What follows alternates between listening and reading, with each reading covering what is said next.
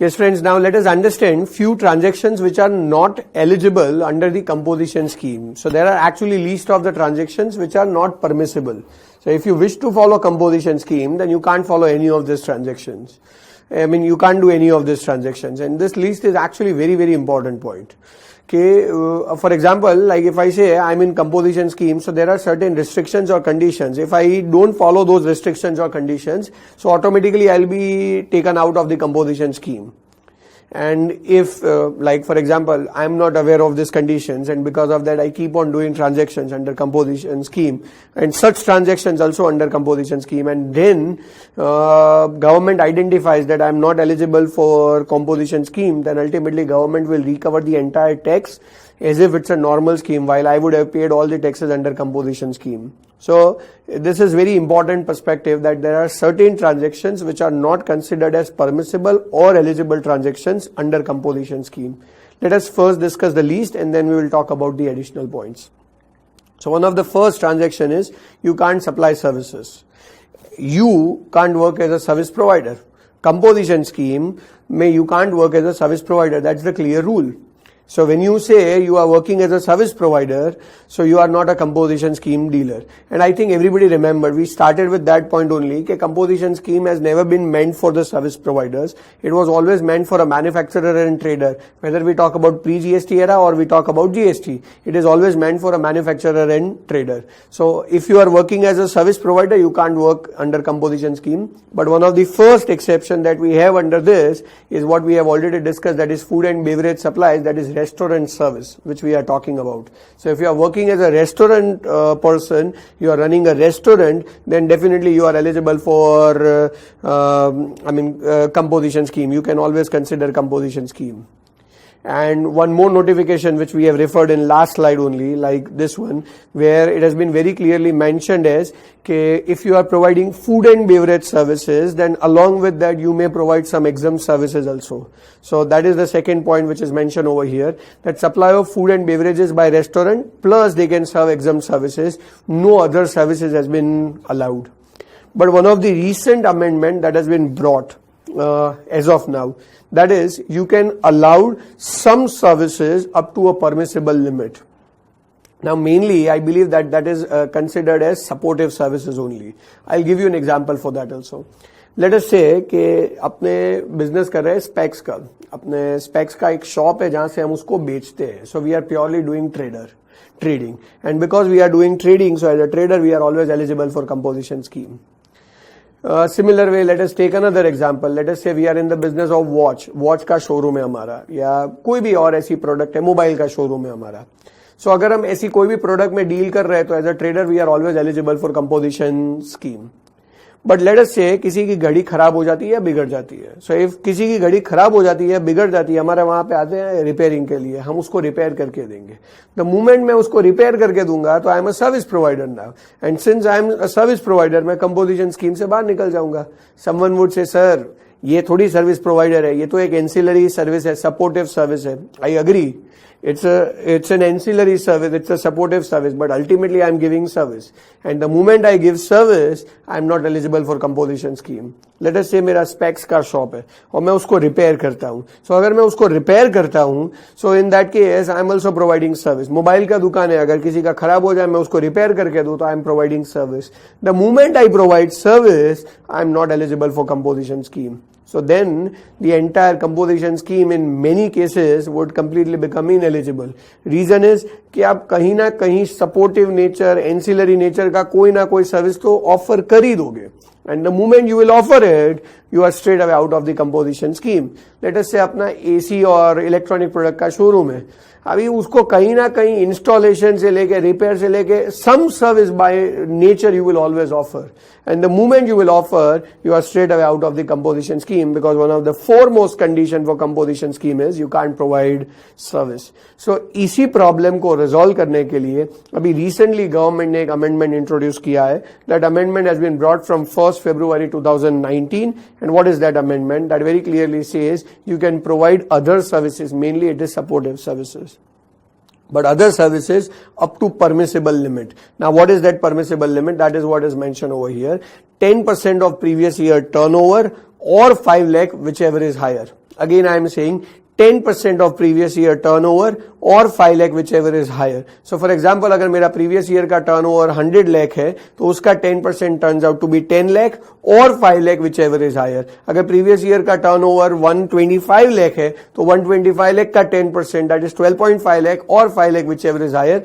इतनी amount की services I can offer. So mainly it is a kind of supportive services जो हर shop वाला, हर trader offer करेगा अपने customer को. So all these supportive services are permissible. So prima facie law is very clear. You can't supply service, but it has two exceptions. You can provide food and beverage services, and to support that you can also offer exempt services. And the second one, which is more important, is you can always provide supportive services. Though law में कहीं supportive service लिखा नहीं है, but you need to ultimately understand the intention of the law by bringing such small amount that they are just allowing supportive services. कोई बोले sir अगर मान लो कि मैं कोई और सर्विस भी दे देता हूं but up to this limit, is it allowed? Answer is yes, it is definitely allowed and accordingly आप कंपोजिशन स्कीम में रह सकते हो even if you are providing the small amount of services which is under this limit. So I think everybody understand one of the first transaction, as I said, is you can't provide services, and that is what we need to understand with two exceptions available. देखो always याद रखिएगा food and beverage service पहले से allowed है और food and beverages वालों को जो दूसरी सर्विसेज अलाउ की है दैट इज एग्जम्प्ट सर्विसेज वो भी परमिसिबल हो जाएगा.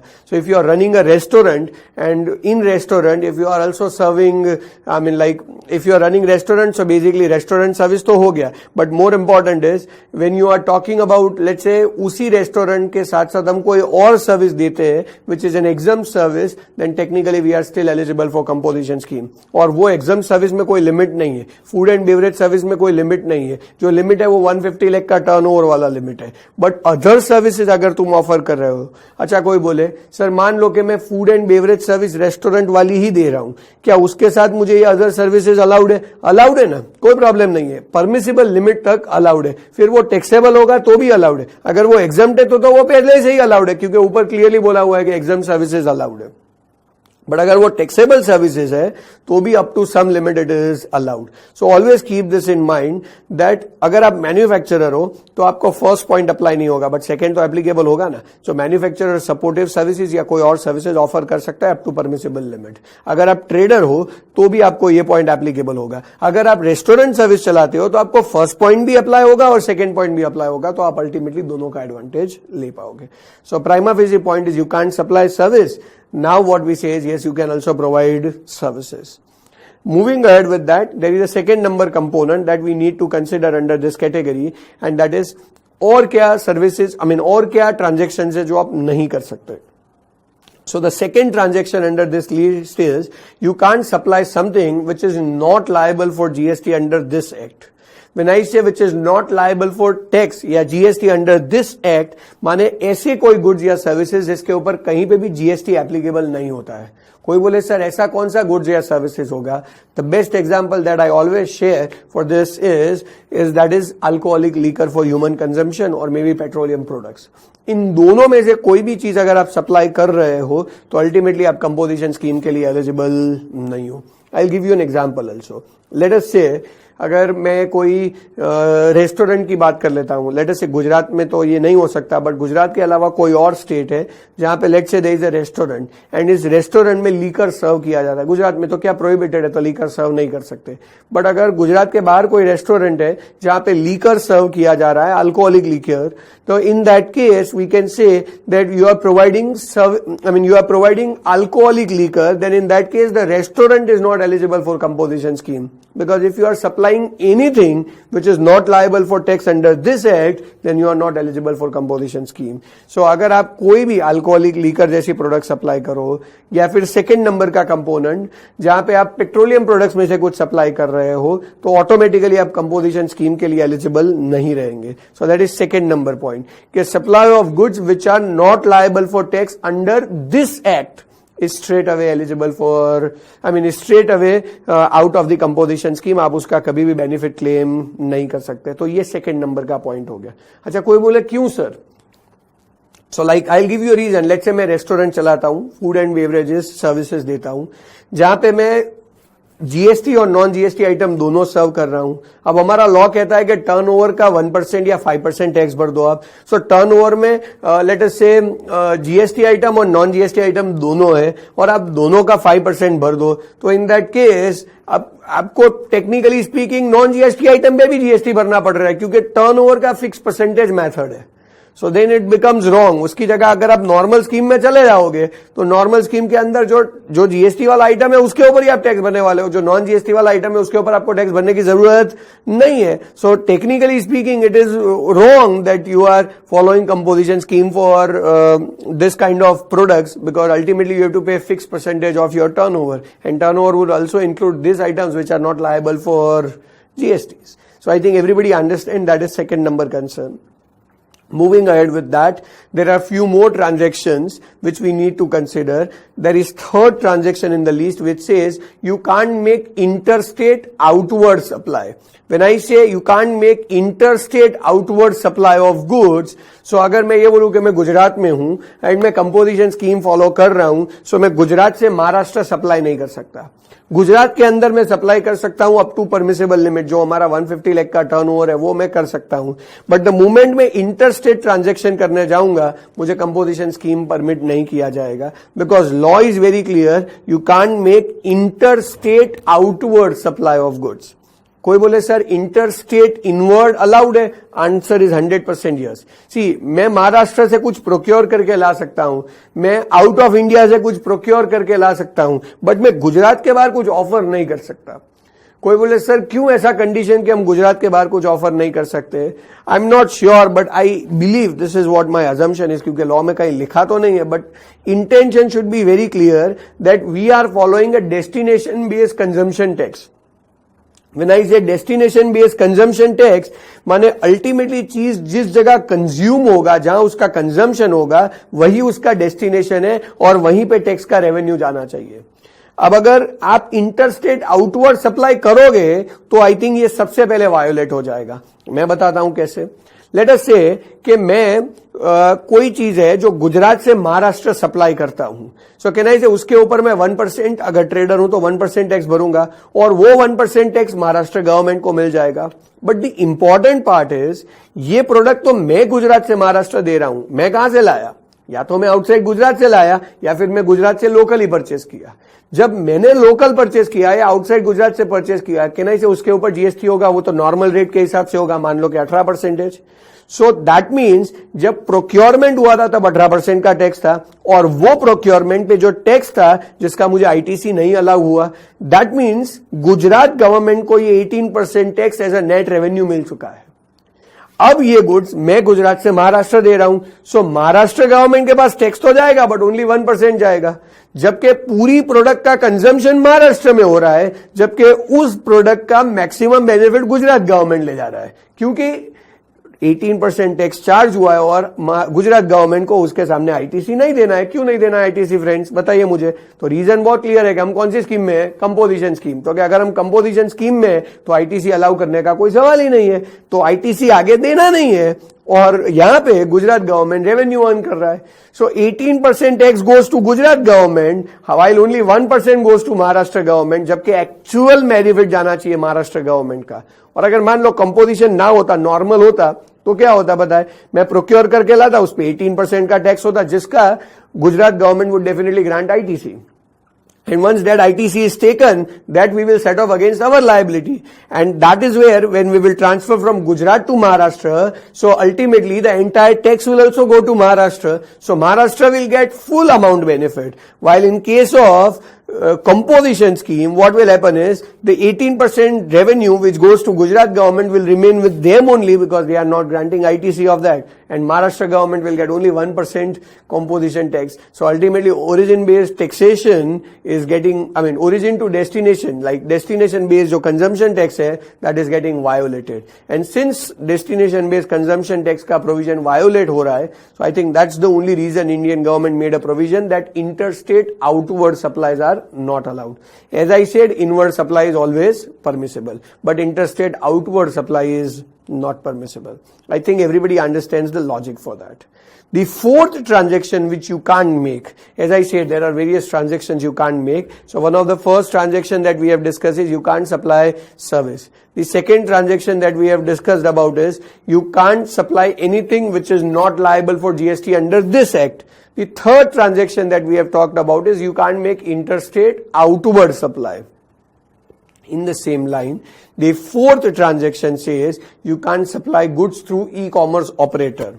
Now when I say you can't supply goods through e-commerce operator, so that is also something which is not allowed. So for example, अगर मैं गुजरात से like अहमदाबाद में मैं अपना यूनिट है और मैं Amazon या Flipkart या Myntra या Jabong और whatever companies are there, इनके थ्रू अगर मैं अपने गुड्स और सर्विसेज ऑफर कर रहा हूं, तो इन दैट केस मैं कंपोजिशन स्कीम के लिए एलिजिबल नहीं हूं, because law is very clear, you can't supply goods through e-commerce operator. So when I say you can't supply goods through e-commerce operator, तो मैं नहीं कर सकता. So अगर कहीं पे भी मैं e-commerce operator के थ्रू ये सप्लाई करना चाहूंगा तो कंपोजिशन स्कीम में नहीं रह सकता. हाँ, ये नहीं बोला है कि you can't supply through e-commerce. It is very clearly saying as you can't supply through e-commerce operator. What is an e-commerce operator? E-commerce operator is a person who is providing a platform, rather who is managing a platform, who is operating a platform through which it gives a option to some person to offer his goods or services to another person. वापस बताता हूं, ये एक ऐसा बंदा, he is such a guy that he is having a platform. He is having a platform, he is operating a platform which is providing an option that a person can come on his platform and offer his goods or services to the public. That person is called an e-commerce operator. Now when I say if I create my own website and through which I wish to offer my goods to customer, can I do that? Answer is yes, because that is not considered as e-commerce operator. It's an e-commerce website, but it is not an e-commerce operator, because this is my own website through which I myself is offering my goods to customer. I'm not giving my platform to someone to offer their goods to their customer. See, दो option है, एक है कि मैं Amazon के through customer को बेचूं, दूसरा है कि मैं खुद ही अपना वेबसाइट बनाऊं एंड देन कस्टमर को बेचूं. If I create my own website and through which I wish to offer to customer, then I don't need to discuss this provision, because this is not with regard to e-commerce operator. This is e-commerce, but is not an e-commerce operator.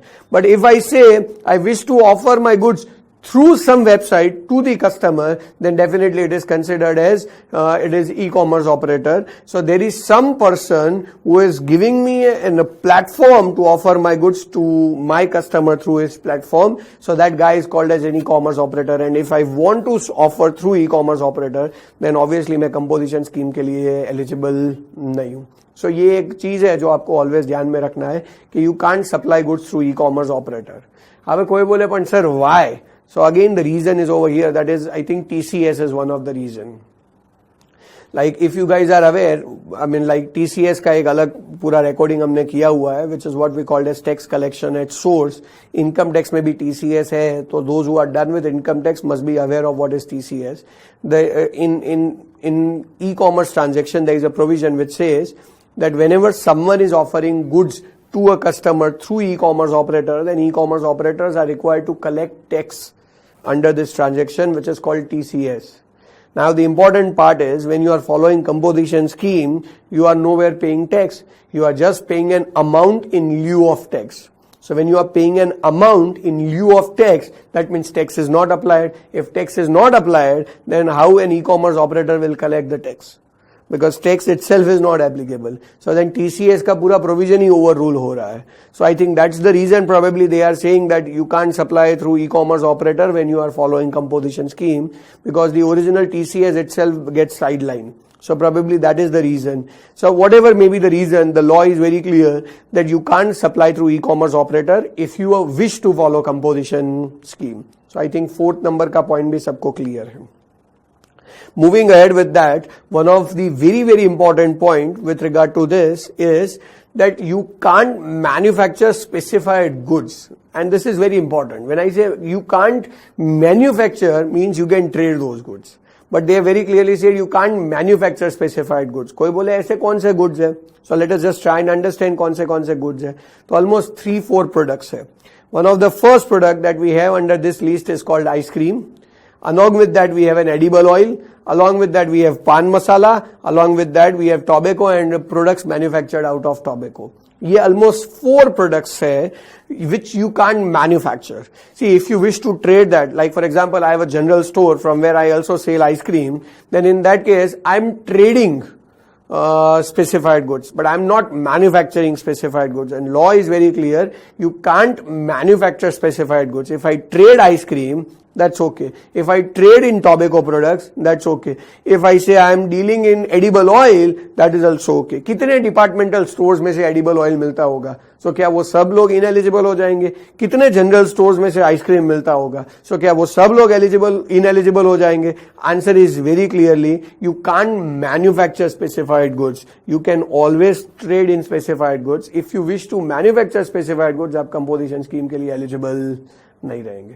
So I think everyone is clear with regard to कि कौन सी product में deal नहीं करना है. In fact ice cream है ना, मेरे हिसाब से वो जानबूझ के इंट्रोड्यूस हुआ है. मैं बताऊं, प्री जीएसटी एरा की बात करें ना, तो एक्साइज में भी there was a composition scheme and it was there on ice cream. And as far as I know, every manufacturer of ice cream was following composition scheme only. क्योंकि क्या था कि normal rate applicable in excise on ice cream was 12.5 and the important part is under composition scheme the rate was 2%. So when you follow composition scheme you were paying 2%, though without ITC, but you are paying 2%. And if you follow normal scheme then you are paying 12.5%, and because you are paying 12.5% they are giving all the ITC. So every manufacturer has to take a decision कि आपको भाई with ITC जाके 12.5 लेना है या फिर आपको 2% भर के without ITC में रहना है. Now they were doing cost analysis on their side. And मैं बताऊं, मेजर केस में 2% ही फेवरेबल था. नंबर 1 पॉइंट वाज कि व्हेन आई से ice cream generally it is B2C. So when I से B2C तो क्या कंज्यूमर को ITC तो लेना नहीं है, तो क्या वो पहले तो कंसर्न बहुत क्लियर है. The most important part is ice cream बनाने में मेन प्रोडक्ट होता था milk. Milk is always exempt. So when I say milk is always exempt, that means जो one of the most important raw material है. In fact मैं बताऊं, जो हम बोलते हैं जिसको ये काजू और कैश्यू नट्स और all such products which are used as in which are used in ice cream. So अलग अलग फ्लेवर के आइसक्रीम में वो यूज होता है. नाउ ड्राई फ्रूट्स बेसिकली, सो ड्राई फ्रूट्स है वो भी एग्जम्प्ट है. सो आई थिंक आइसक्रीम बनाने में जो मेजर इंग्रेडिएंट्स है almost all of them are exempt.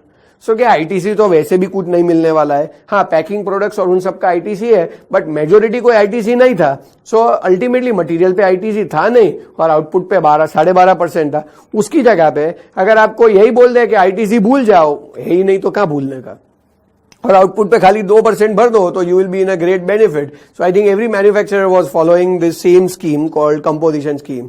जहां तक मुझे पता है, आई थिंक इंडिया में जो major manufacturer, I think one of them is Vadilal ice cream, they were following composition scheme. Another is Havmor, they were following composition scheme. Another is I think Kwality Wall's, they were also following composition scheme. Almost everyone was following composition scheme.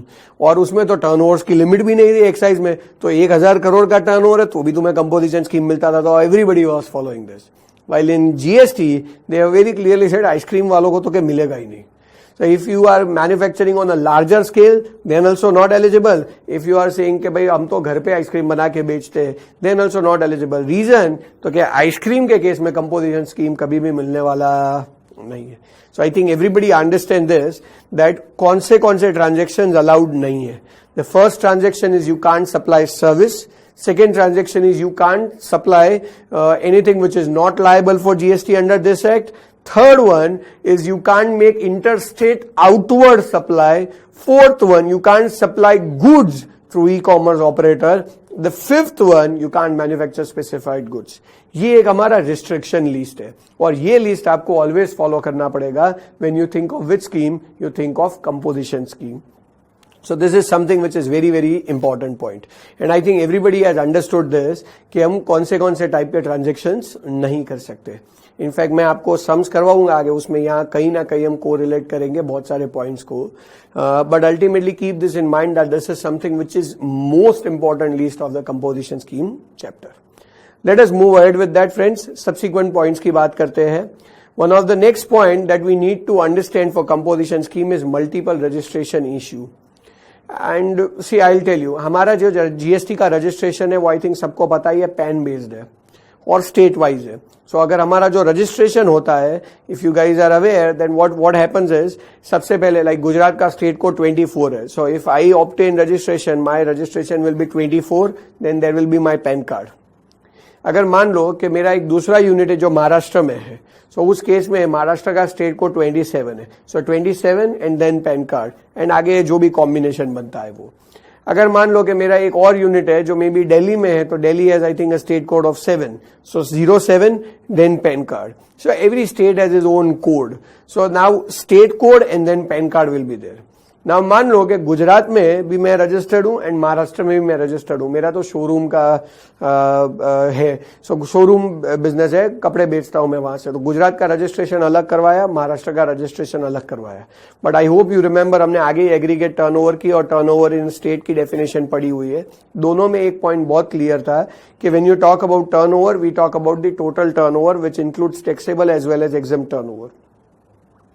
And more important, which includes the turnover on the basis of PAN rather than turnover on the basis of registration. So if you have multiple registrations under same PAN, so we will merge the turnover of all of them and we'll decide the total amount for applicability of composition scheme.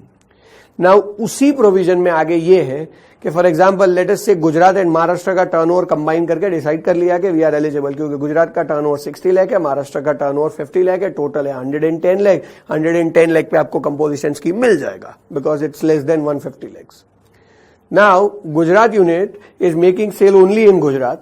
Maharashtra unit is making sale in Maharashtra as well as in some other states. So if that happens, can I say Maharashtra state is making interstate outward supply? And since Maharashtra unit is making interstate outward supply, this point itself will come in between that says you are not eligible for composition scheme. Meaning thereby, Maharashtra unit is not eligible for composition scheme. So now can I follow composition scheme only for Gujarat unit? So that is the point which we need to discuss. Okay, if you follow composition scheme, keep this in mind. It is not registration wise, it is person wise. So either you follow composition scheme in case of all the registered units, or you can't follow composition scheme in any of the registered unit. You can't say for one unit I am following composition scheme and for another unit I am not following composition scheme. Agar mere in one PAN card, if I have a multiple registrations, then you have to opt for composition scheme for all of them. And if you cannot follow in any one of them due to X reason, Y reason or Z reason, then you can't follow for any of them. So it cannot be a combination because composition scheme is not granted to a registered unit, it is granted to a person. A law is very clear, a taxable person whose aggregate turnover is not exceeding 150 lakh in previous year is eligible. So a taxable person is eligible for composition scheme, not a registered unit is eligible for composition scheme. So either you have to opt composition scheme for all the registrations or you have to opt for composition. I mean, you have to decide not to follow composition scheme for any registration numbers. You can't have multiple criterias for opting or not opting composition scheme. It has to be straight. Either you follow it or you don't follow it. So I think everybody understand. Many a times what happens is, let us say हमारे एक manufacturing unit है which is eligible, एक trading unit है which is eligible, but to support that एक service unit है which is not eligible. So can I continue with composition scheme? If it is up to permissible limit, I think yes. But अगर service unit का turnover permissible limit से ऊपर जाता है, so automatically composition scheme withdraw हो जाएगा, जिसके लिए मैं eligible नहीं हूँ. So I think everybody understand all this point कि भाई क्या इनएलिजिबिलिटीज है और कंपोजिशन में मल्टीपल रजिस्ट्रेशंस हो तो हमें कैसे डील करना है. So compulsory to opt composition scheme for all the registrations. एक के लिए करे और दूसरे के लिए ना करे वो वैलिड नहीं है. Let us move towards the subsequent point friends. Now one of the important criteria with regard to composition dealer is their return filing criteria. And when I say return filing criteria, so they don't have to file normal returns. Like for example, a normal person is required to file GSTR 1 and then 2 तो चलो अभी abolished हो गया है, तो only 1 is what we are counting. And then he needs to file GSTR 3B as a final return. But in case of composition dealer, there is only one return that has to be filed, and that is what we call as GSTR 4, and that also has to be filed on quarterly basis. So it is very clear that पूरे quarter में जो भी आपके transactions हैं उन सब के लिए आप एक कॉमन रिटर्न सबमिट करिए, which is quarterly return and which has to be submitted after the quarter gets over. So it is 18th of next month is what we consider. So technically speaking, this is something which is a quarterly return known as GSTR 4, and mainly where you have to give only your outward details. Because बाकी कोई details तो वैसे भी नहीं है. सो जो भी आपने इंटरस्टेट ट्रांजेक्शंस जो भी आपने ट्रांजेक्शंस किए हो उसका जो आउटवर्ड है उसकी फिगर आपको देनी है और उसके ऊपर जो टैक्स का रेट एप्लीकेबल है वो आपको प्रोवाइड करना है. सो अल्टीमेटली आपका कंपोजिशन स्कीम का रिटर्न सबमिट हो जाएगा. कि फॉर एग्जांपल लाइक अगर मेरा टर्नओवर 60 लाख है तो I just have to mention 60 lakh and then I have to provide a tax rate. So ultimately turnover calculate होकर टैक्स अमाउंट आ जाएगा जो मेरी लाइबिलिटी में चले जाएगा and ultimately I deposit that much amount of tax. So I think return filing is very easy in case of composition scheme. B2B transactions हो तो भी उसका अलग से कोई डेटा देने का लॉजिक नहीं बनता है because ultimately I am not going to pass any ITC to anyone. So technically speaking, government only wants the total turnover and then you multiply with it and find out the tax applicable and you deposit as and when you have to deposit whatever is your due date. So I think return filing is very easy in case of composition scheme. उसमें कोई ज़्यादा depth की ज़रूरत नहीं है, which is what we consider as GSTR 4. Now, one of the most important perspective that is there under the composition scheme is how do you deal composition scheme and RCM? Like I'll tell you a point. Let us say I am a composition dealer and I am receiving the services of an advocate, a lawyer. So an advocate gives me a service. Who? An advocate gives me a service. When advocate gives me a service, तो I think सबको ये पता ही होगा कि या तो advocate की services exempt है और it is taxable under RCM. So अगर एडवोकेट बिजनेस एंटिटी को सर्विस देगा whose turnover is exceeding the limit, then it is applicable, tax is applicable and it is applicable under RCM. So let us say an advocate gives services to me. So when advocate gives services to me, so I need to pay tax under RCM. So technically speaking, मेरे को RCM में tax भरना पड़ेगा and more important, even after paying tax, I'm not eligible for credit because I am a composition dealer. यही होगा ना friends. वापस बताता हूं, देखो चलो मान लो कि आई am not in a composition scheme. So and मान लो कि इवन एडवोकेट फॉरवर्ड चार्ज में फॉल हो रहा है, RCM में फॉल नहीं हो रहा है, तो can I say advocate will supply goods to me, I mean service to me. So when advocate will supply service to me, so let's say 100 rupees का service है, 18 rupees का tax है, तो he will charge 118 rupees from me. So when he will charge 118 rupees from me, I'll pay him 118 and I'll take 18 rupees as ITC because that is a tax amount and 100 rupees is value of service. ठीक है. अब मान लो कि इसी को हम reverse charge में लेते हैं. So now advocate is giving service to me on which the tax I am supposed to pay. So on my inward I am supposed to pay tax which is called RCM. So now he will serve me invoice of only 100, 18 rupees I myself will pay to government. But the important part is whether he charges a tax on me or I pay tax on that under reverse charge. In both the cases, it is an inward, it is an input service. And on that, मुझे always ITC तो मिलना ही चाहिए because मेरा output भी taxable है.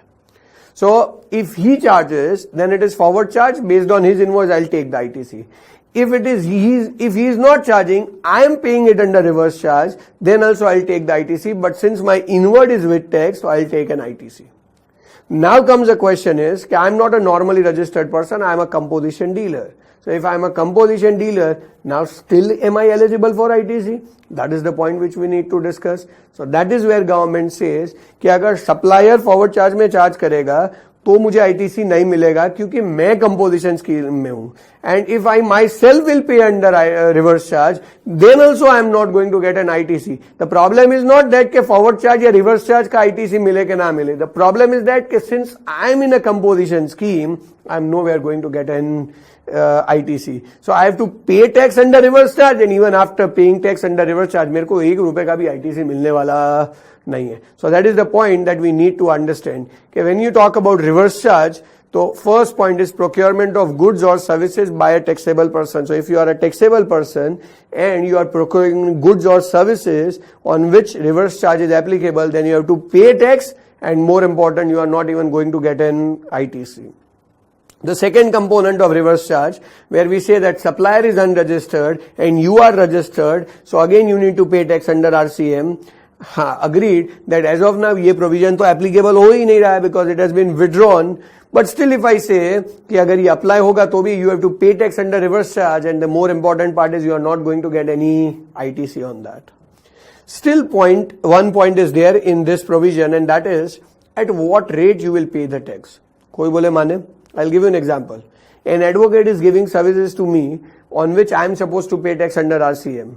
Now the service which advocate is giving to me, that is by nature liable for tax under 18%. So should I pay 18%? Considering the fact that when I am composition dealer, as a composition dealer, my tax rate is 1% only. So the confusion is, I am receiving goods or services on which the tax is payable at the rate 18%. But the important part is, as a composition dealer, I am supposed to pay only 1%.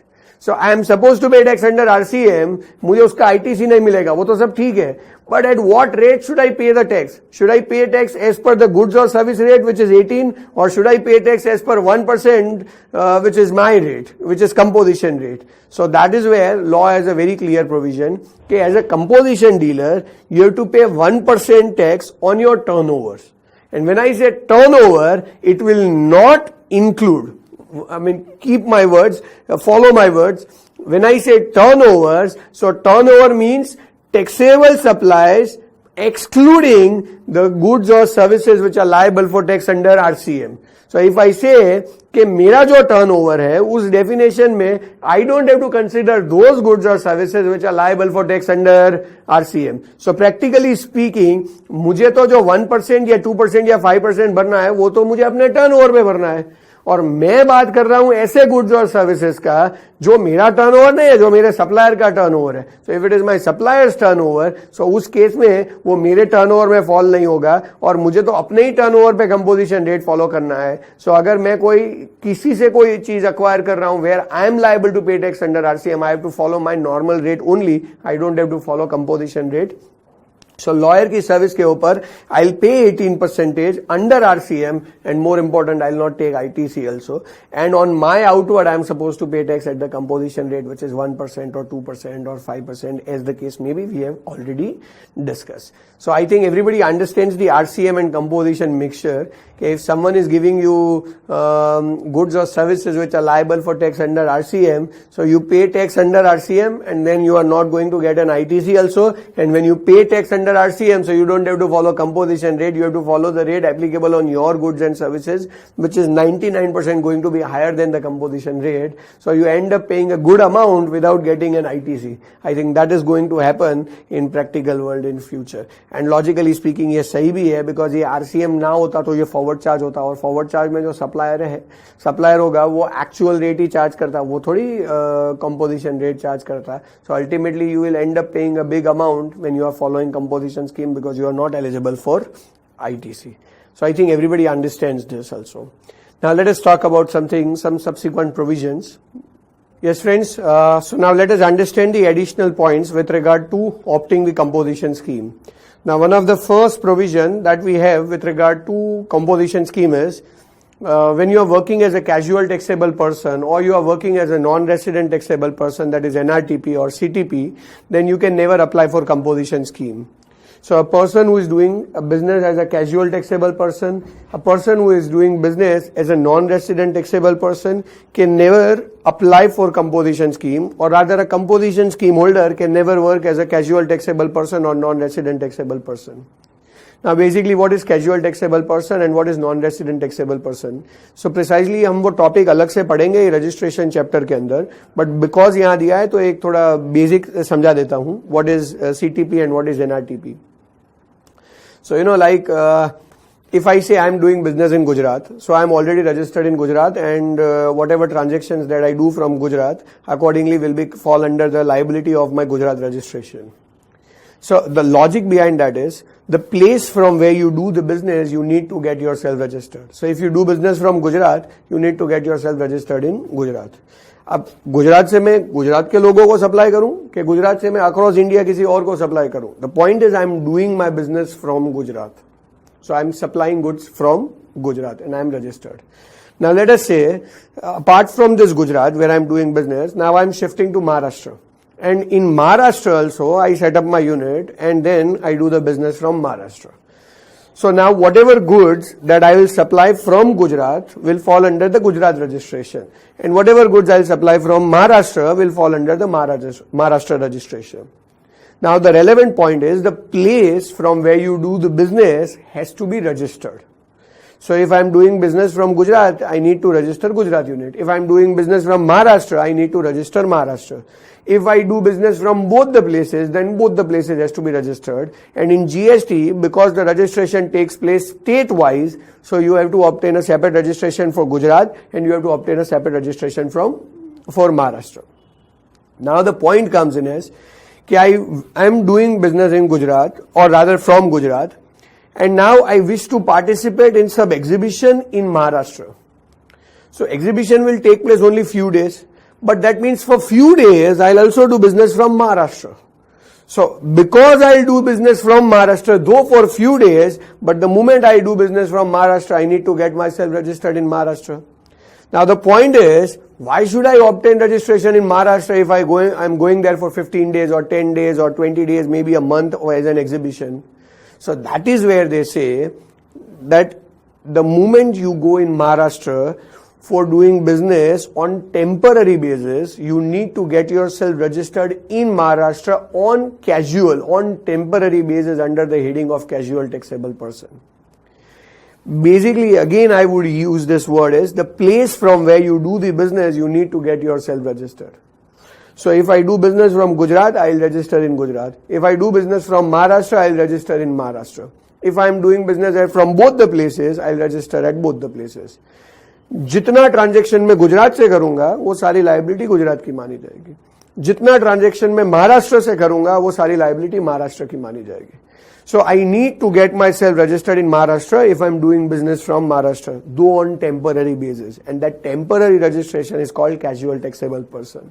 In legal terminology, it says that on occasional basis, if you go and do the business from a place where you don't have your fixed place of business or establishment, then in that state, you need to get yourself registered as a casual taxable person. And the similar terminology is as for non-resident taxable person. When I use the word as non-resident taxable person, it is following the same criteria. What? So if some person from outside India comes to India and does a business from India, then that person has to register in India. Now the concern issue is, if he is doing business on permanent basis from India, then he will obtain a separate registration in India. But if he is entering in India and doing business on temporary basis, maybe like participating in any exhibition, then why should he obtain a permanent registration in India? He'll just obtain a temporary registration in India under the heading of non-resident taxable person. Neither the casual taxable person nor the non-resident taxable person are eligible to claim composition scheme. So if you are going in Maharashtra on temporary basis, then you can't claim composition scheme in Maharashtra. That is very clear point. Then someone would say, sir, for Gujarat, we can claim composition scheme. For Maharashtra, because it's a temporary registration, we cannot claim composition scheme. So ye chalega? The answer is no. Reason is, though we give registration state-wise, but keep this in mind that registration is based on PAN. In Gujarat and Maharashtra, दोनों में state code अलग है. For example, Gujarat का state code 24 है and Maharashtra का state code 27 है. So what will happen is my registration will be based on PAN. So where 24, then my PAN card, and then there will be a further combination. Similar way, if I am obtaining registration in Maharashtra, it will be 27, then PAN card, then further coding. The point is, in both the cases, the PAN card will remain same because I am one person. Now the concern issue is, we don't grant composition scheme for each registered unit. We grant composition scheme to the taxable person. So when I say taxable person means there is only one person. So when we grant composition scheme to that person, so whatever may be the number of registration, but all the registrations have to follow composition scheme, which we have already discussed. कि multiple registrations होंगे तो सब में composition scheme लेना पड़ेगा. So when you say you have a registration in Gujarat and you have a temporary registration in Maharashtra, that temporary registration is not eligible for composition scheme, then automatically this is also not eligible for composition scheme. Because either you opt for composition scheme for all, or you decide not to opt composition scheme for any. But the fact will remain there that you are not eligible for composition scheme. And that is always going to be there. And non-resident taxable person तो वैसे भी outside India से ही business करने आएगा. He will take a temporary registration in India. In such temporary registration, he will not going to get a composition scheme benefit. So keep this in mind. A CTP, that is casual taxable person, or an NRTP, that is non-resident taxable person, none of them are eligible for composition scheme. I think everybody understands this perspective. Let us move ahead with this. There is a further point with regard to goods lying in stock at the time of opting for composition scheme. Now this particular case was applied only on 1st July 2017, which very clearly says that on 1st July 2017, when you are opting for composition scheme, on that day, you cannot have a single rupee stock. So, I mean, like the day on which GST got implemented is 1st July 2017. So, probably a lot of people would have opted composition scheme on 1st July 2017. So, clause that is relevant over here is, if you have a single rupee stock which is lying with you and which is an interstate stock, interstate would cover purchase from other state or even imported goods. Or even not purchased but transferred, like you have your own unit in some other state and they have transferred goods to you. So all of them will be covered, which very clearly say if you have a single rupee stock lying with you, which is an interstate stock, then with such stock you cannot go under composition scheme. That is a clear rule. Composition scheme उन्हीं लोगों को मिलेगा जिनके पास ₹1 का भी interstate stock नहीं है. Interstate stock होगा if you have a single rupee interstate stock lying with you, then you can't opt for composition scheme. This is the point. Not to have stock of goods purchased interstate trade or imported from outside India or received from branch situated outside India or received from his agent or principal outside the state. So basically, you cannot have a single rupee stock lying with you when you are opting for composition scheme. But as I said, this provision was applied only at the time of migration. So that is, I think, 1st July 2017. When people opted for composition scheme on 1st July 2017, they have followed this provision. Today, if you are opting for composition scheme, this provision is not applicable. This is purely applicable with regard to the migration date, that is appointed date, that is 1st July 2017. It is not at all applicable from today's perspective. That is something which is very clear. Moving ahead with that, there is subsequent provision which says that the day on which you opt for composition scheme, on that day, if you have a single rupee stock lying with you, which has been acquired from unregistered person, then on entire stock you have to pay tax under RCM. It very clearly says pay tax on inward stock lying with you if it is from unregistered person. So very important point is when you have acquired that stock, it was from unregistered person. From that unregistered person, whatever goods you have acquired, if a single rupee of that is lying with you on the day on which you are opting for composition scheme, then precisely you have to pay tax on that value under RCM when you are opting for composition scheme. So उसी के लिए when you are opting for composition scheme, you have to give details of all the goods lying in stock with you, and where a clear bifurcation is demanded, that how much of that has been acquired from registered person, give us the details of that, and how much of that is acquired from unregistered person, give us the details of that. So ultimately liability can be created saying that this is a stock acquired from unregistered person and is lying with you and you are liable for tax under RCM. So this provision is precisely applicable when you are talking about tax payable under RCM from unregistered person. But I think everybody, as we are aware, as we know, that this particular provision should not be applied today. The reason is, I think everyone is aware that the RCM under section 9(4), which is applied when supplies from unregistered person to a registered person, is as of now not applicable. It is as of now exempt.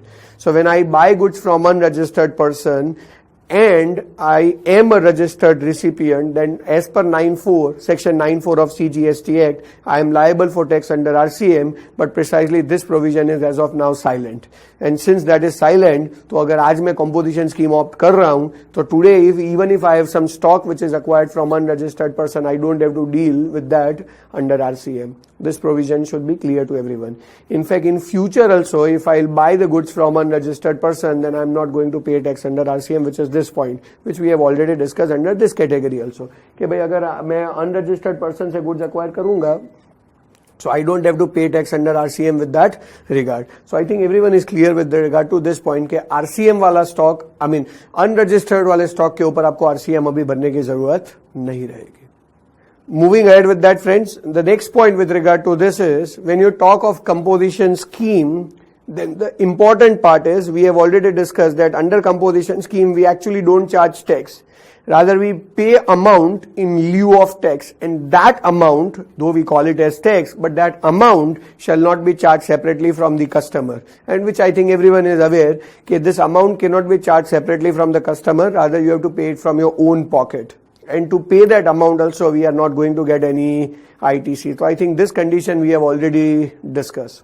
Moving ahead with that, when you are working in composition scheme, so at every stage, at every point of time, you have to show your identity that you are a composition dealer. And that is what we are supposed to understand. That if you are making invoice, though in composition scheme we don't call it as tax invoice, we call it as bill of supply, but on your bill of supply, in simple words we call it as invoice, but ultimately it is bill of supply as per the GST language. So on bill of supply you have to write on you have to write in a particular font size saying that it is from a composition taxable person in inverted comma. Same way on your notice board, like this is your showroom, and on your showroom you have a notice board or you have a sign board, so in that it has to be very clearly mentioned that you are a composition taxable person.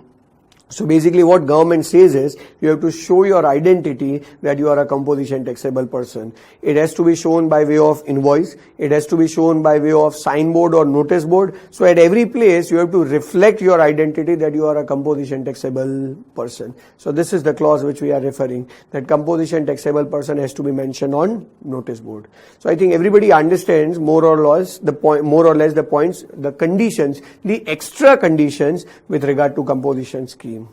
Now, moving ahead with that, one of the very important point which I think we should have discussed way early, but let us discuss now, that when you think of composition scheme, so precisely it is available on year-to-year basis only. Koi bole mane? I'll give you an example. When you say composition scheme, so if you are opting for composition scheme, you have to apply before the year starts. If you apply before the year starts, then only you are eligible for composition scheme.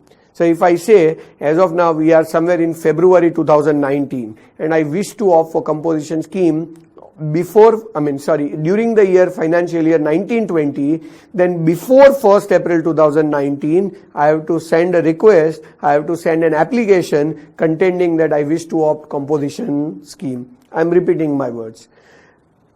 Today we are in February 2019 and we wish to opt composition scheme from 1st April 2019.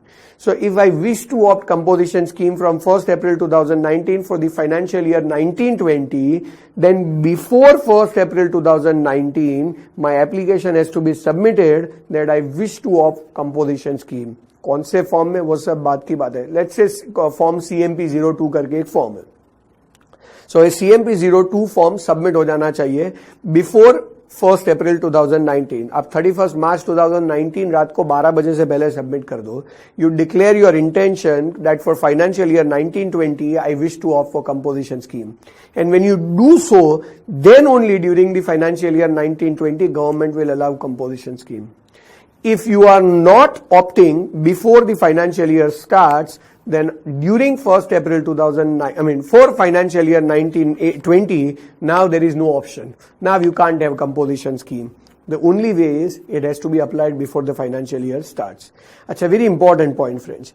In between the year, you can't opt composition scheme. That does not mean that in between the year you can't come out of composition scheme. Opting out of composition scheme is possible on any day. अरे friend simple मैं बताऊं, अगर मान लो मेरा turnover 1.5 crore cross कर देगा तो government खुद ही मुझे बाहर निकाल देगा कंपोजिशन स्कीम से. दे themselves will say कि now you are no longer eligible for composition scheme. So coming out of composition scheme is possible on any given day. But opting composition scheme is possible only when you submit your application by or before 31st March 2019. So always keep this in mind. Opting composition scheme has to be done before the financial year starts, but that composition scheme will remain for the financial year unless you get withdrawn. So withdrawing is always possible in between the year. That's a very important point. When I say in between the year, when your turnover crosses 1.5 crore, then you may opt out of composition scheme. The other option is, let us say you decide to make interstate transactions, then also you may opt out of composition scheme. There is another possibility, let us say you are providing services beyond the permissible limit, then also you opt out of composition scheme. Let us say you wish to supply through e-commerce operator, then also you can opt out of composition scheme. So there can be various reasons because of which you can simply opt out of composition scheme during the year. But during the year, opting composition scheme is not possible. I hope everybody understands this. हाँ, ये कुछ case में possible है. Like there are exceptional cases where it is possible. Like for example, I apply for registration in between the year only. So for example, I'm doing business since maybe 5 years, but my turnover has never crossed the limit. Now it is crossing the limit of, let's say, 20 lakh or 10 lakh or 40 lakh. I mean, like there are different limits now applicable. So now I am crossing the turnover limit, and because I am crossing the turnover limit, so I wish to follow composition scheme.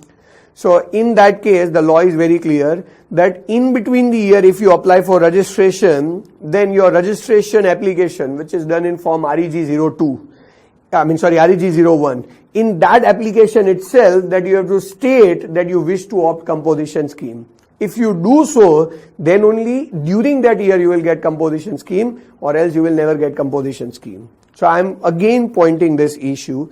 Let us analyze कि अगर कोई ये बोले today is, let's say, February 2019, let's say 10th February 2019. So on 10th February 2019, if I say I wish to opt for composition scheme, can I opt? Answer is prima facie no. But if I say on 10th February 2019 my turnover has crossed the limit and I am applying for registration, and in registration form if I wish, so I can apply for composition scheme, and accordingly composition scheme will be granted from the date of registration. But if I say on 10th February 2019 when I filed the registration form, in that I have not opted composition scheme. Now can I opt from 1st March? Answer is no. So the point is very clear. Either you apply for composition scheme before the financial year start, or for example, if you apply for registration in between the year, then your registration form should very clearly indicate that you wish composition scheme. Let us say I wish to opt from 1st April 2019, but due to X, Y or Z reason, I forgot to submit an application before 1st April 2019. Now on 1st April 2019 or on 2nd April 2019, can I opt for composition scheme? Answer is no. Now you wait for 1st April 2020, because in between the year composition scheme opt nahi ho sakta. It is very clearly mentioned in law. It is legal that you can't opt composition scheme in between the year. हाँ, in between the year का एक ही option था जो मैंने आपको बताया. That is, in between the year only you apply for registration. In fact, मैं better example दूँ आपको. GST has been applied during the year financial year 17-18, but not for entire financial year 17-18. I think all of you must be aware that GST has been effective from 1st July 2017. So how can I submit my application before 1st April 2017 that I wish to have composition scheme? That's not possible. So obviously उस case में मुझे 1st July 2017 या उसके आजू बाजू कहीं भी जब मैं एप्लीकेशन सबमिट करूंगा तभी बोलना पड़ेगा कि I wish to have composition scheme. If you don't do that, then now you are not going to get composition scheme. Now the option is directly next year. हाँ, फर्स्ट ईयर में एक option allow किया था, but वो first year की बात है. Like financial year 17-18 में there were so many understanding issue थे, अवेयरनेस कम था, so people were not aware on first day that whether one has to follow composition scheme और नॉट. सो फाइनेंशियल ईयर 17-18 में government ने एक provision बताया था कि on 1st of every month you can take a call that whether you want composition scheme or not. So on 1st October 2017 also I can demand composition scheme. On 1st December 2017 also I can demand, but that was for financial year 17-18. from 18-19 onwards, either you submit your application before the financial year starts or you apply for registration in between the year. So accordingly, government will grant you composition scheme with registration application, provided you have mentioned these details. Let us understand the same thing which I have talked about. So as I said, opting for scheme has three options. The general option is this. That is on when we apply on a regular basis composition scheme. So it has to be applied before the financial year starts. This is about those people who apply for registration in between the year, then their registration application should clearly state or mention that they are applying for composition scheme. And this is with regard to people who have been migrated. So जो लोगों ने migrate किया, the date of migration was 1st July 2017. So it was very clearly mentioned that one has to file form CMP01 within 30 days. So from 1st July 2017 within 30 days or extended period, and actually speaking उस time पे period बहुत बार extend हुआ था. But since it's a matter of July 2017, so I am not supposed to discuss it today because we are, 2019 mein we are doing all this recording, so there is no sense of discussing all this. Now the point is, when I say migration, so at that point of time they have asked you to file CMP01. In CMP01, you give the details of all your stock, important registered से acquire किया हुआ, unregistered से acquire किया हुआ, ये सारे stock की detail दो. अकॉर्डिंगली आपको टैक्स भरना पड़ेगा, आपको क्रेडिट रिवर्स करना पड़ेगा. ये सारे प्रोविजंस एप्लीकेबल थे. But basically that is migration period. Now I am talking about those people who are opting new registration in between the year, then they can apply for composition scheme with registration form itself, which I have discussed. कि REG01 number का form है जो आप registration के लिए use करते हो. उस फॉर्म के अंदर you clearly mention that you want to have composition scheme from the effective date. So accordingly, government will straight away grant you composition scheme. And the third possibility is, as I said, which is today's possibility, that you can apply for composition scheme before the financial year starts, and the form is CMP02, and which has to be filed prior to commencement of the financial year. Along with that, you have to file ITC03 form giving details of the stock, and accordingly the tax is paid on that stock will be, जिसका आपने ITC लिया होगा उसकी credit reverse करनी पड़ेगी. Why it has to be done? तो okay, now we are talking about such stock which has been acquired earlier, so we have taken ITC, but that stock will be used in composition scheme, and since in composition scheme you are not eligible for ITC, so the credit of entire stock has to be reversed. For that we file this form. So I think this is what we understand as opting composition scheme. And keep this in mind, like for financial year 1920, if I say I wish to opt composition scheme and I file document in time, then 1920 के लिए मेरा composition scheme रहेगा. Unless, as I said, I opt out, maybe due to turnover reason, maybe due to services, maybe due to interstate transactions, maybe due to e-commerce transactions, maybe due to any product which is not liable for tax and I start dealing in that. So if anything like that happens, then I opt out of composition scheme. Otherwise, for full financial year 1920, I'll remain in composition scheme. And more important, I'll tell you, since my status was under composition scheme in financial year 1920, that status will automatically get carry forward for financial year 2021. See, this is very important. Unless you withdraw, if I am following composition scheme in 1920 and I am nowhere withdrawing it, so then it is default that for financial year 2021 my scheme will always remain as composition scheme, unless, as I said, I have submitted an application. Okay, no, I wish to opt out. Otherwise, my status will remain as composition scheme for financial year 2021.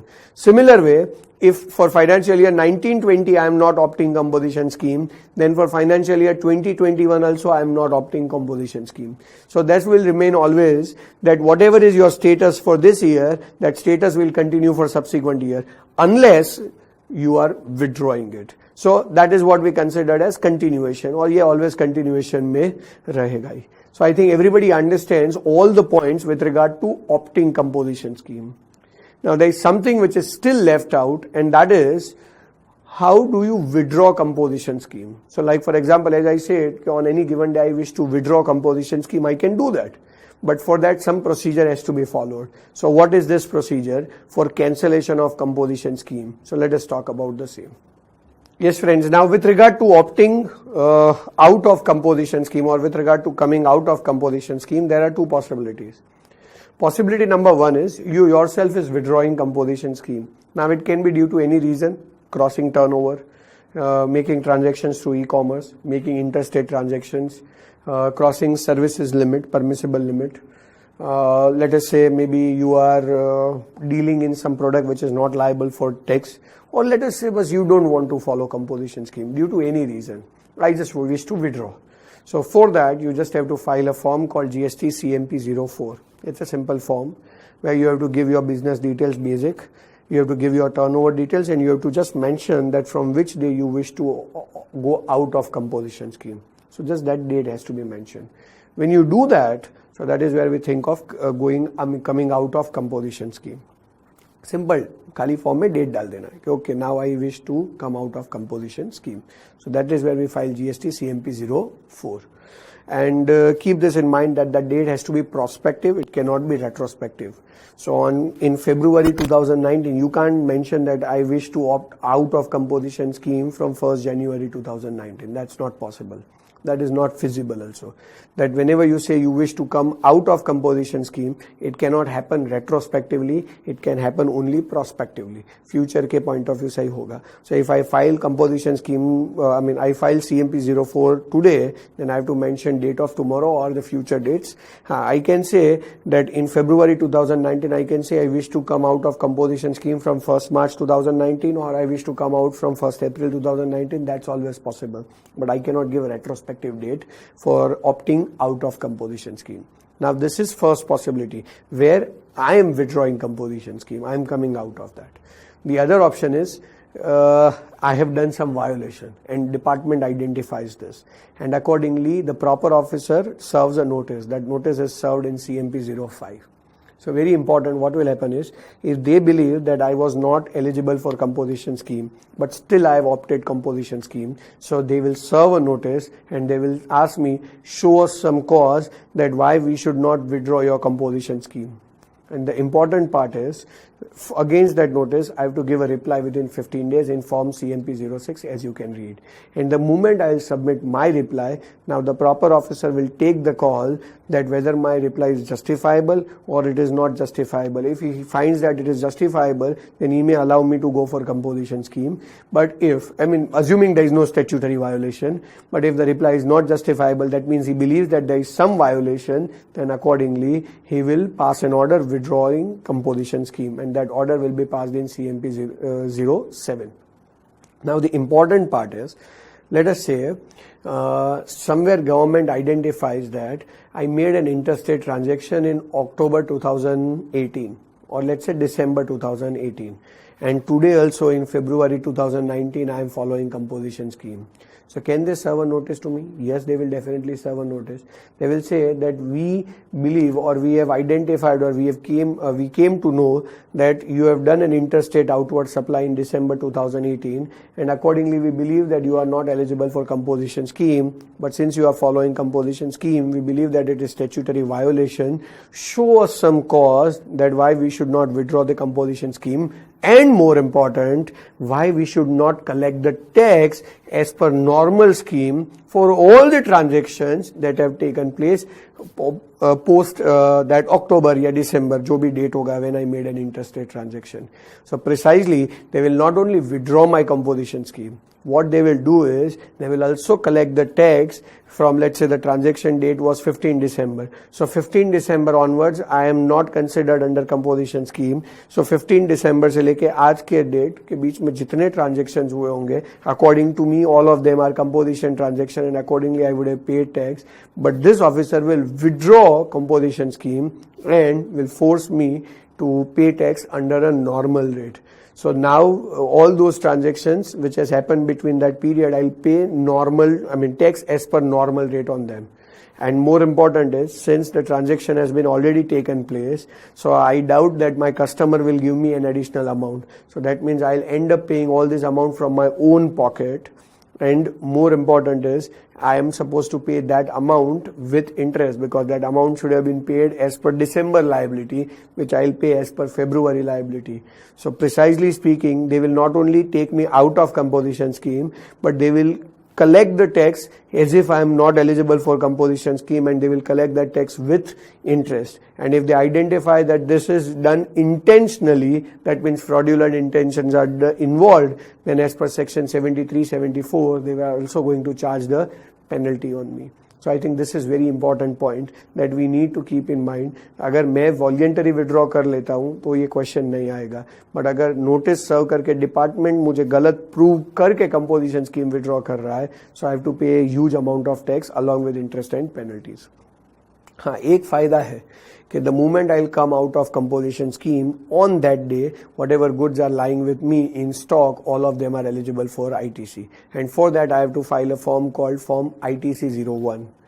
ITC 01 वैसे तो ITC chapter के regarding है, तब भी हम ये चीज वापस पढ़ेंगे, मैं रेफरेंस भी दूंगा कि when you opt composition scheme then credit का क्या होगा, and when you come out of composition scheme then credit का क्या होगा, कब credit मिलेगा, कब credit reverse करना पड़ेगा. All these things are equally relevant. So we will study all of them, but that is we will study under ITC chapter. For us, as of now, the perspective is very clear that when you are opting composition scheme, credit reverse होगा, and when you are opting out, then credit मिलेगा on the day on which this thing is happening. So if I am opting composition scheme, I am coming out of composition scheme from 1st March 2019, then on that day whatever goods are lying in stock, all of them are eligible for ITC.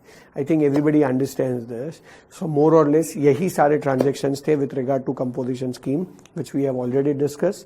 Now it's better that we solve certain questions based on that, which are very important for the purpose of exam. And once we will solve the questions, then we will move towards the subsequent chapter. Yes, friends, now let us talk about example 1, that is question 1. It says A Limited is having a turnover of around 125 lakhs in the state of Gujarat during the financial year 2018-19. Now based on that, certain questions has been asked. Let us understand. Number 1. Can the company follow composition scheme for financial year 1920? So always keep this in mind that for financial year 1920, if you wish to follow composition scheme, you just have to follow one thing, and what is the turnover of preceding financial year? If that turnover is not exceeding 150 lakhs, then for definitely financial year 1920, you are eligible for composition scheme. So prima facie, I would say yes, we are eligible for composition scheme. So second question is, can the company opt composition scheme with effect from 1st July 2019? Now this is where the problem starts, because we have very clearly discussed this, that when you think of opting composition scheme, for that you need to submit an application before the financial year starts. Now here we are talking about opting composition scheme in between the year. See, I have already explained that yes, it was allowed in the first year that you can opt composition scheme during before start of any particular month, but that was only first year. From subsequent year, I think this is where we are talking about third year. 17-18, then 18-19, and we are talking about 19-20. So for that, composition scheme has to be applied before 1st April 2019, and since in this case we are asking on 1st July 2019, I'm sorry, we are not eligible for composition scheme. Moving ahead with that, friends, third question. What will be the answer in above question? Above question would not mean as second question, but the first question, as in main question. What will be the answer in above question if the company is operating in the state of Jammu and Kashmir? So when we are operating in the state of Jammu and Kashmir, can we still follow composition scheme? So that is where we need to understand.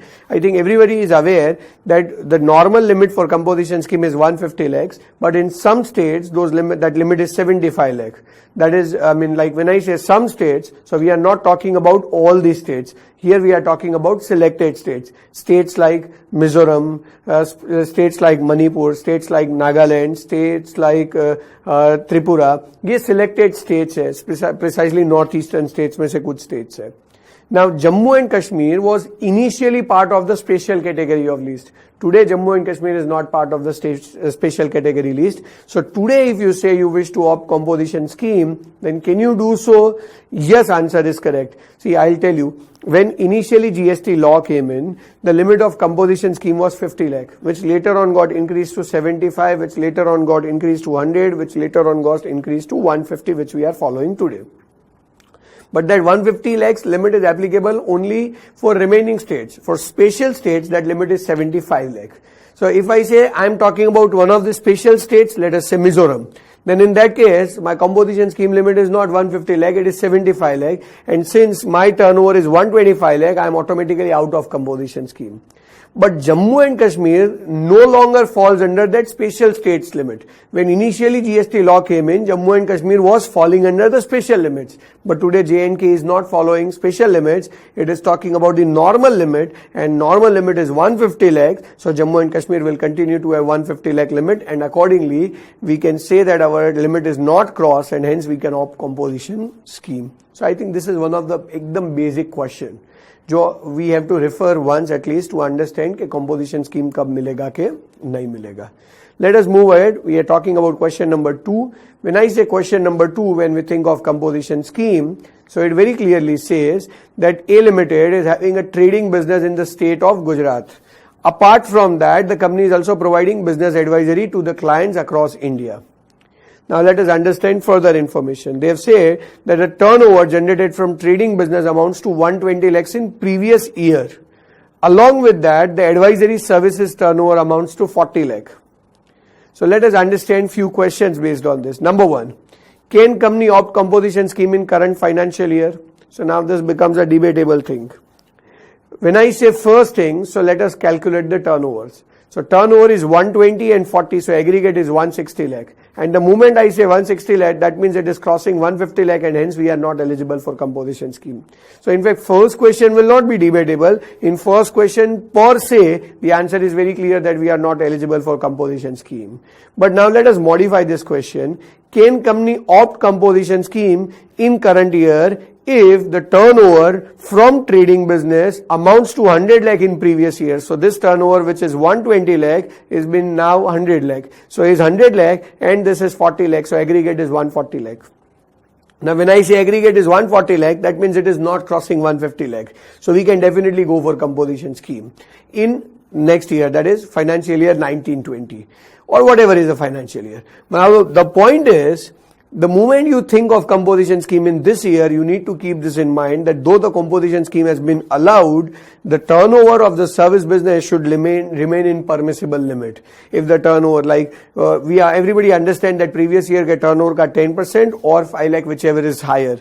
So the moment you say your turnover is up to that limit, yes, you can continue with the composition scheme in current year. But if your turnover crosses the limit, then straight away you are out of composition scheme. Reason is you can't opt composition scheme beyond the permissible service turnover. So I think यहाँ पे तो 100 lakh और 40 lakh यानी 140 lakh के turnover में से 40 lakh services का है जो permissible limit के अंदर नहीं है. बट वो तो previous year का था, मुझे वो देखना नहीं है. मुझे तो मान लो कि previous year में तो मैं composition scheme में था ही नहीं, मैं तो financial year 1920 में ही composition scheme लेना चाहता हूँ. तो answer is yes, I can definitely opt composition scheme, but the only relevant point is my turnover should remain in permissible limit throughout the year. Otherwise, I have to come out of the composition scheme.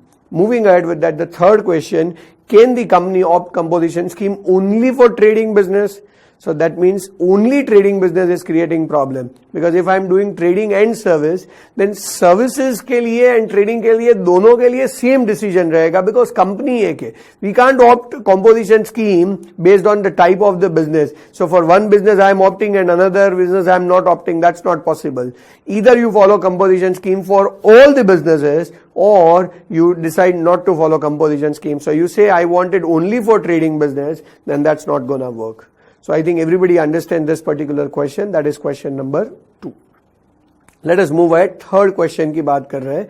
The third question says that A Limited provides following information for financial year 18-19. I think probably based on that we will have to take decisions for 19-20. Let us say what is the information. So it says goods supplied within the state 45 lakh, goods supplied interstate 55 lakh, and goods supplied outside India 30 lakhs. So now that means मैं same state में भी transaction कर रहा हूँ, मैं interstate भी transaction कर रहा हूँ और मैं outside India भी transaction कर रहा हूँ. Now let us first identify कि 45, 55 and 30, so it is 130 lakhs. Now with 130 lakhs I can obviously say कि अगर question ये है कि financial year 1920 के लिए मुझे composition scheme मिलेगा, I would say yes. But the important part is, if I'm doing interstate transaction or if I'm doing export transaction, then I don't think so, okay, I am eligible for composition scheme. So we need to first analyze this. If you say as per turnover, yes, you can continue with the composition scheme. But if you say, no, you will make interstate transactions or you will make export transactions, then I'm sorry, you cannot continue with the composition scheme. So that decision has to be taken. So let us understand the question. The question says, assuming the company is ready to comply with all the terms and conditions in current financial year, can it opt composition scheme? So then what we have to do is, see, first you have to write an answer, says since turnover is not exceeding 150 lakh, you are eligible for composition scheme. Then you have to write a second answer saying that since the company is making interstate or export transactions, so they cannot continue with the composition scheme in subsequent year. But then you have to write the third answer saying, since it is mentioned in question that company is ready to comply with all the terms and conditions of composition scheme in current financial year, we hereby assume that it will not make any interstate transaction, it will not make any export transaction, and hence the company is eligible for composition scheme for financial year 1920. I think everybody understands this particular point, but इस type के smart questions draft होके exam में आ रहे हैं. So we should be prepared with this type of questions. That is the most important part, friends. Let us move ahead. One more question is there that says A Limited is a composition dealer. Achha, this is very clear. You are a composition dealer from first day only, government is saying. So you are a composition dealer in preceding financial year. Following are the details of the transaction made by you during that year. So like previous year ke hi transactions hai. Let us say what are the transactions. So taxable goods supplied within the state is 60 lakh. The taxable goods, not taxable, it is exempt goods within the state is 45 lakh. Along with that, there is supportive services, supportive limited services. Supportive services provided within the permissible limit is 10 lakh. Now, what is the question? The question says, find out the maximum value of services that the company can provide in subsequent financial year under composition scheme. Okay, very good question in fact. 60 lakhs.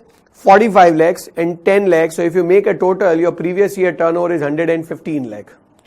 Now, because it is 115 lakhs, so subsequent year again you are eligible for composition scheme. So let us say we are going for composition scheme.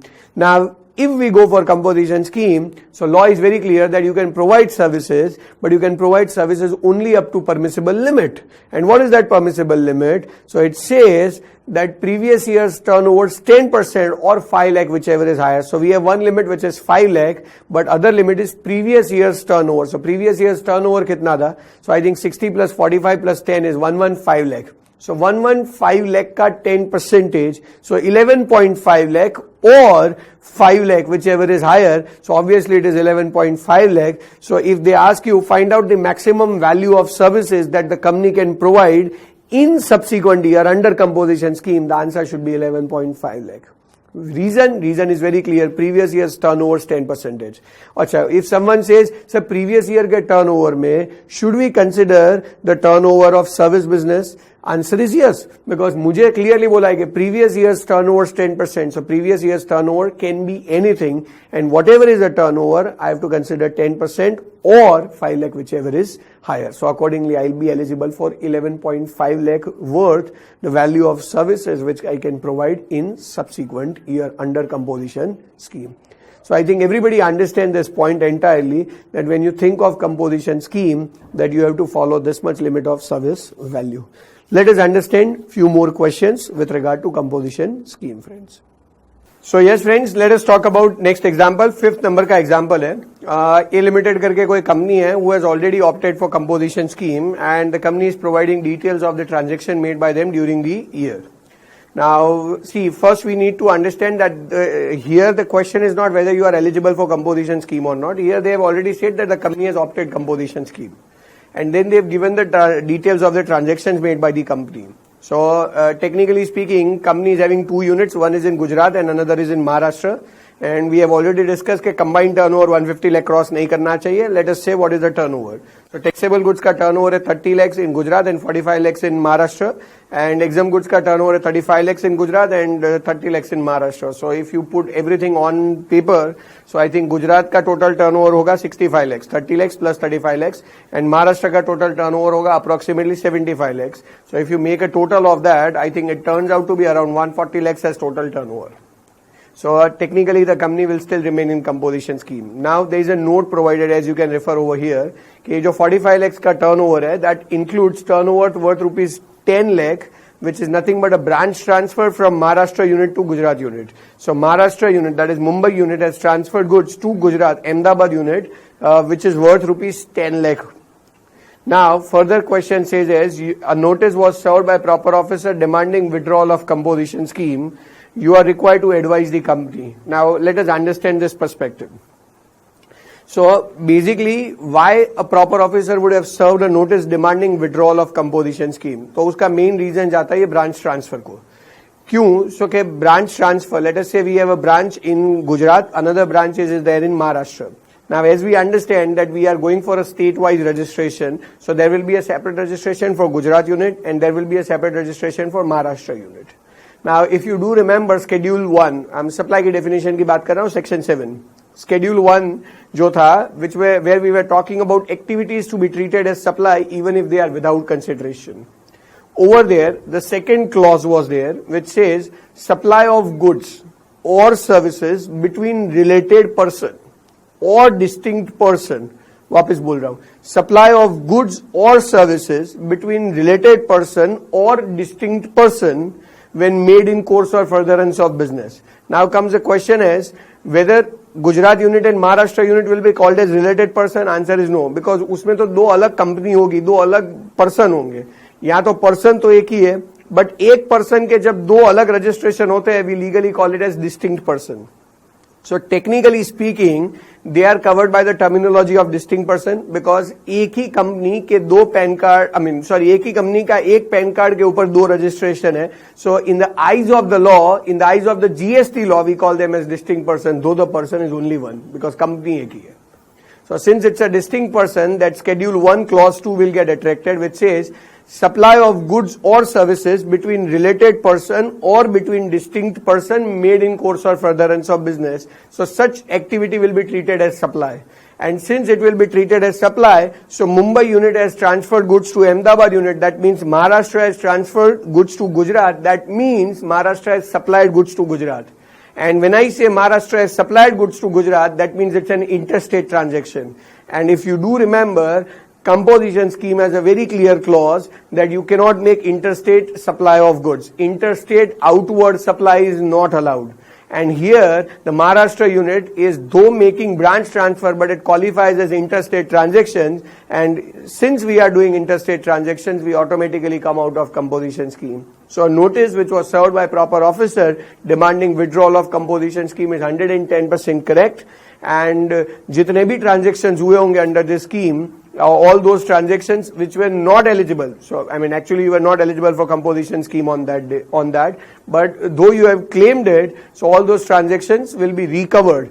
Tax will be recovered and it will be recovered with interest, will be recovered with penalty, and obviously you are supposed to pay all those things because you were not eligible for composition scheme but still you have claimed it. So हमारा तो concern बहुत clear है, you are required to advise the company. So first point is company is not eligible for composition scheme because of the interstate transactions. Moreover, company has to pay taxes on all those transactions as per normal rate, and that tax has to be paid with interest, and accordingly section 73-74 में penalty का clause applicable हो जाएगा. So I think this is what we need to understand with regard to this example. I think everyone is having a clarity on this. Let us talk about one more example, friends. The next example says A Limited opted for composition scheme for financial year 18-19, and following details are given with regard to the business done by the company. Let us say what are the details. The first point is the company has supplied goods which are liable for GST at the rate 12%, and the value of such goods is approximately 40 lakhs. The second point, company has supplied further goods which are liable for GST at the rate 18%, and the value of such goods is 30 lakhs. Third point, the company has further supplied goods which are liable for GST at the rate 5%. The value of such goods is 20 lakhs. Fourth one, it is 28% and the value of goods is 30 lakhs. And the fifth one, the tax rate is 0% and the value of goods is 10 lakh. Apart from that, the company is also providing supplementary services. Supplementary services, supportive services. I hope you remember that turnover ka 10%, previous year ke turnover ka 10% or 5 lakh, whichever is higher, of that amount you can provide services under composition scheme also. So company, let us say, is providing supportive services. So since it's a supportive services, it is under a permissible limit, and such services were by nature liable for tax at the rate 18% and the value of services amounts to 20 lakh. So basically these are the transactions. I think there is an error in question. It should not be for financial year 18-19, it should be for financial year 19-20. So just keep this in mind. Let us ignore the point given. Just keep that as financial year 19-20. Because मैं बताऊं 18-19, that is previous year, that is in that year, government has never allowed services business. Service business was allowed only from 1st February 2019. So practically speaking, या तो last 2 महीने February के किसी ने किया होगा, या फिर let us say 19-20. So I mean, let's just ignore that perspective. कि कोई कल ये question लेके ना आए कि ये तो सर financial year 18-19 का question था, तो initially तो कहाँ services allowed थे, वो तो एकदम late allow हुए थे. So you may take this as financial year 19-20 example. Don't go into not so important thing. Let us follow the base, main criteria. So I think this is what we need to understand. Okay, goods and services the company has provided. Now let us say what further details have been asked. So it says the company find out the net tax payable by the company under composition scheme. But it has a further question. Number one, as a manufacturer. Number two, as a trader. Now what will happen? So I think everyone is aware, we have discussed that in initial phase under composition scheme, the manufacturer was supposed to pay 2% tax of the total turnover and the trader was supposed to pay 1% tax of the total turnover. But later on the law got amended and the amended provision says now manufacturer is supposed to pay 1% of the total turnover in state, while the trader is supposed to pay again 1% but of taxable turnover in state. So technically speaking, here one thing will play the major role and that is what we will consider as 0% turnover. So the goods which are liable for tax at the rate 0%, that is what 10 lakh rupees. Now as I said, the traders are supposed to pay 1% of taxable turnover. So I think 18% is taxable, 12% is taxable, 28% is taxable, 5% is taxable, but 0% is not taxable. It's called exempt. And since it is exempt, it will not be considered as part of the turnover and hence you will not pay tax on that. While the manufacturer is supposed to pay 1% of the total turnover, and since it's a total turnover, it includes taxable as well as exempt turnover, so you'll make an aggregate turnover and then accordingly you will pay the 1% tax. Now one more question, like one of the question was 0%. One more question that would come into picture which is equally important, that is supportive services which are allowed. जो supportive services है, that is under a permissible limit, are liable for tax at the rate 18% and the value of such services are worth rupees 20 lakh. So let us just try and understand how or in what way it will work. So it's a service business, supportive services worth 20 lakh rupees. Now when I say supportive services, so okay, that is allowed, but the important perspective is to what extent it is allowed. I mean, of what amount you are considering over here. Why I am putting that question very important is, let us say 20 lakh है, allowed है, तो मान लो चलो allow है. But the concern issue is at what rate you will pay the tax on that. Like for goods, we are very clear that composition scheme you have to pay at fixed percentage. But for services, on what rate you are supposed to pay tax? Do we follow service rate or do we follow composition rate? So answer is, in composition scheme, if you have to pay fixed percentage of your turnover. Now your turnover includes taxable, exempt, or even turnover includes goods or services. So for us, everything will be treated as same and accordingly we will pay tax, but we will pay on total turnover for manufacturer and we will pay on taxable turnover for trader. But turnover in both the cases would include also services turnover. So let us just make a total. So in case of manufacturer, we'll count every turnover. So we'll count 40 lakhs, we'll count 30 lakhs, we'll count 20 lakhs, we'll count 30 lakhs, we'll count 10 lakh and we'll count 20 lakh. So if you'll make a total of all this, I think it turns out to be 150 lakhs.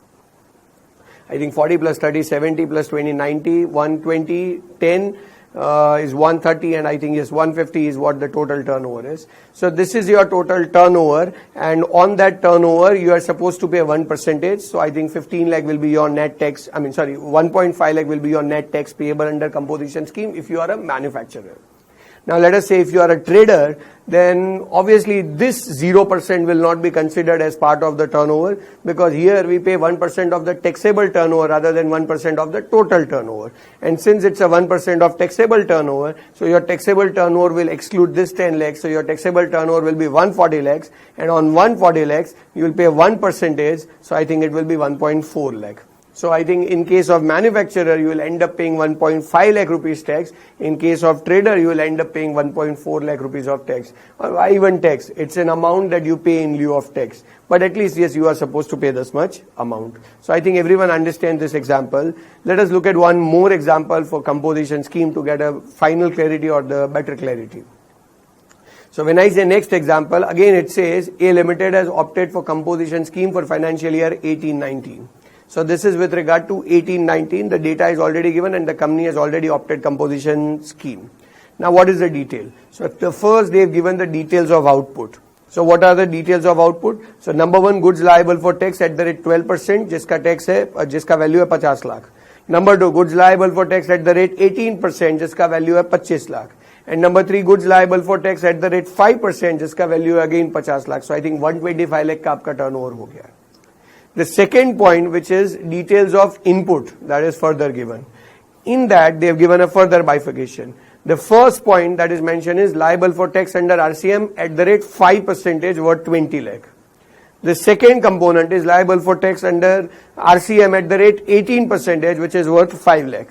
And the third component is, so other services have been provided worth 50 lakh rupees. So this is, I think, details of input. So main details are with regard to output and the subsequent details are with regard to input. Now what is there in question? So question very clearly says find out the net tax payable by the company under composition scheme. Now, see, you need to understand, friends, two things. One is the output side on which we will pay tax as per the normal method, that is forward charge mechanism. Another is the inward side on which we'll again pay tax, but now we will pay tax under RCM. But in inward, only two services are under RCM, so on which we will pay the tax under RCM. The remaining, that is other services, we will simply ignore because it is assumed that it is under forward charge mechanism and supplier would have always charged the tax on it. So I am not supposed to pay tax on the same under the RCM perspective. So I'll just follow the remaining component. So what I will do is I'll consider first my turnover of output and then I'll consider my turnover of input. Now when I say I'll consider my turnover of output, so I have three things, that is 50 lakhs, 25 lakhs and another 50 lakhs, so it is 125 lakhs. And 125 lakhs ke upar I am supposed to pay tax. Let us say I am a manufacturer or trader, I am just putting an assumption because details are not available. Let us say I am a dealer, I am a trader. So on 125 lakhs I'll pay 1% tax, so it is 1.25 lakh as my output tax payable. Now comes a secondary component as the tax that you have to pay under RCM. So that is only with regard to the inwards which are liable for tax under RCM, that is first two. And the more important part is when you pay tax under RCM, so you don't have to follow composition rate, rather you have to follow an actual rate. The actual rate applicable on the respective goods or services that you have received.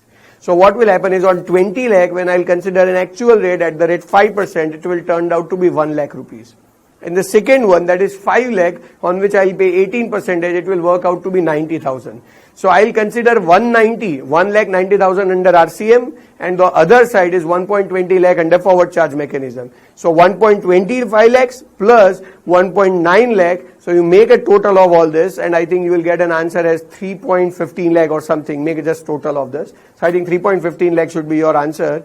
So ये जो 3.15 lakh वाला amount है वो हम भरेंगे as a tax. Under which category? Under both the categories in total as a composition dealer. It is not only limited to forward charge or not only limited to reverse charge. For forward charge, we'll pay 1.25 lakh. For reverse charge, we'll pay 1.9 lakh. Make a total of both the things, that is 1,90,000 and 1.9 and plus 1.25. So it is 3.15 lakh of the tax that we will pay, and that amount will be paid without any credit. And more important is, इसका कोई credit आगे customer को भी मिलने वाला नहीं है. So I think this is what we understand. I think we have done enough examples just to understand it. एक और example लेता हूँ to have a clarity with regard to composition scheme मिलेगा या नहीं मिलेगा eligibility के लिए. One of the good example which has been drafted by I think ICI in one of the RTPs, mostly November 18 का RTP था, उसमें ये question था. But let us just talk one example based on that, and then we will conclude the composition scheme. So last example for composition scheme. The question is, A Limited, is a company is running some restaurant in Gujarat, and the company has generated a turnover of approximately rupees 140 lakhs from the restaurant business in preceding financial year. Apart from that, the company has also received an interest of approximately 15 lakh from unsecured loan given to sister company during the same year. So technically speaking, 140 lakhs of restaurant turnover, 15 lakhs of this turnover, so I think 150 lakh, 5 lakhs is the total turnover. So let us say what is the question, whether the company is eligible to claim composition scheme in current financial year. Prima facie your answer should be no. Reason is very clear, because the turnover in preceding financial year is not exceeding 150 lakh. Rather is exceeding 150 lakh. Now if it is exceeding 150 lakh, तो current year में composition scheme मिल ही नहीं सकता. But if you do remember, for food and beverage service providers, that is restaurant business, it was a clear clause given in the law,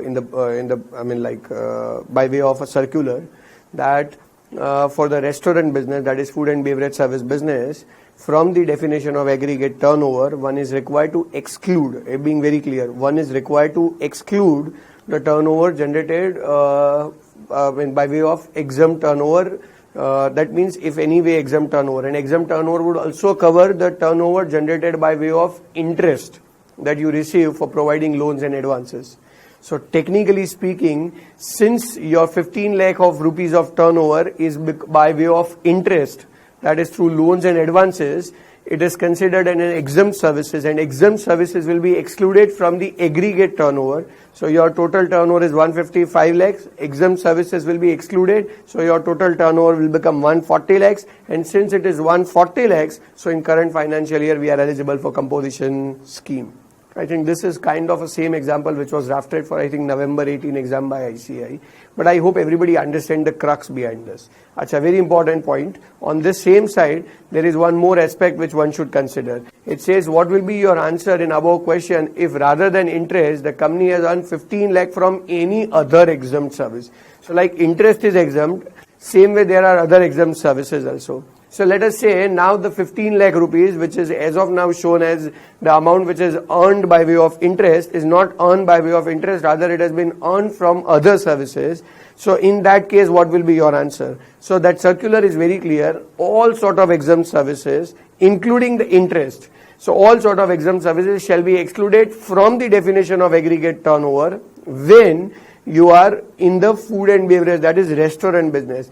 बाकी कोई businesses के लिए ये clause नहीं है. Only कौन सा business के लिए clause है? Food and beverages, restaurant business के लिए. So from your aggregate turnover, all the exempt turnover shall be excluded for deciding that whether I am eligible for composition scheme or not. And same way, at the time of paying tax also, you have to exclude this amount. So applying that concept, again this 15 lakh will be excluded because it is only exempt services, and since 15 lakh will be excluded, so only 140 lakhs will remain, and since it's 140 lakhs, so definitely you are eligible for composition scheme in current financial year. So I think everybody understand this perspective. So बस इसी type के questions है जो exam में generally आने के chances है. I think we have solved all of them, so you have a clarity on this that how do we decide the eligibility of composition scheme and what are the main norms and criteria that we are supposed to consider. So thank you very much everyone, and for other videos and for other other chapters and other subjects, you can definitely log into our app as well as you can subscribe on our YouTube channel. Thank you friends. If you like this video, share it with your friends. Subscribe to our YouTube channel to watch more such videos and learn from our expert faculty members. Press the bell icon to get regular notifications whenever we upload a new video. Download NDI mobile app to get complete CA course online. We value your support. Thank you for watching.